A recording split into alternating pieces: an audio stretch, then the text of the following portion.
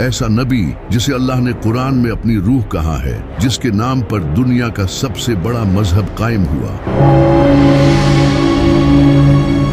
ایک ایسا نبی جسے ایسے معجزے دیے گئے تھے جو کسی اور نبی کو نہیں دیے گئے۔ ایسا نبی جسے آسمانوں پر اٹھا لیا گیا اور ایک خاص وقت پر دوبارہ اس دنیا میں واپس بھیجا جائے گا۔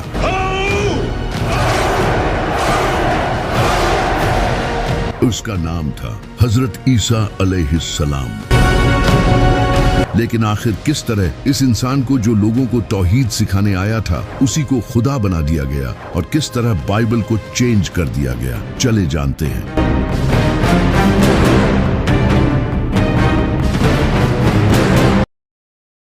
جب بنی اسرائیل کی حالت بہت ہی خراب ہو چکی تھی، ان کے اسکالرز کرپٹ ہو چکے تھے، انہوں نے کتابیں بدل دی تھی اور دنیاوی فائدے کے لیے دین بیچ رہے تھے۔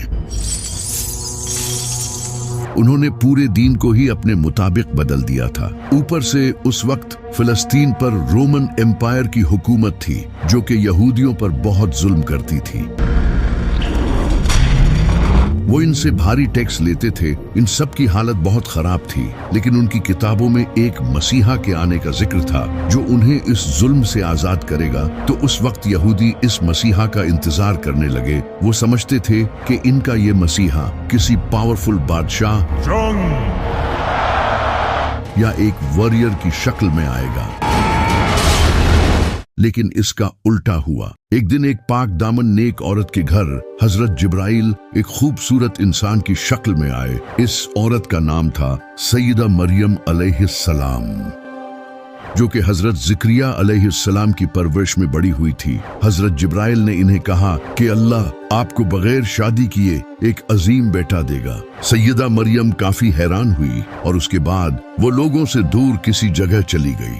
جب انہیں شدید درد محسوس ہوتا تو وہ ایک کھجور کے درخت کے پاس چلی جاتی اور کہتی کاش اس سے پہلے مجھے موت آ جاتی، لیکن تبھی غیب سے ایک آواز آتی کہ غم نہ کرو، اور تبھی ان کے نیچے سے ایک پانی کا چشمہ پھوٹ پڑتا، اور جب وہ درخت کو ہلاتی تو تازہ کھجوریں گرتی جس سے انہیں حوصلہ ملتا۔ ان سب کے بعد پھر ایک دن حضرت عیسیٰ علیہ السلام کا جنم ہوا۔ سیدہ مریم انہیں لے کر واپس سے بستی میں لوگوں کے پاس چلی گئی، لیکن جیسے ہی ان لوگوں نے انہیں اس بچے کو تھامے ہوئے دیکھا تو انہوں نے ان پر برے الزام لگانا شروع کر دیے، اور ہر انسان ان پر چیخنے چلانے لگا۔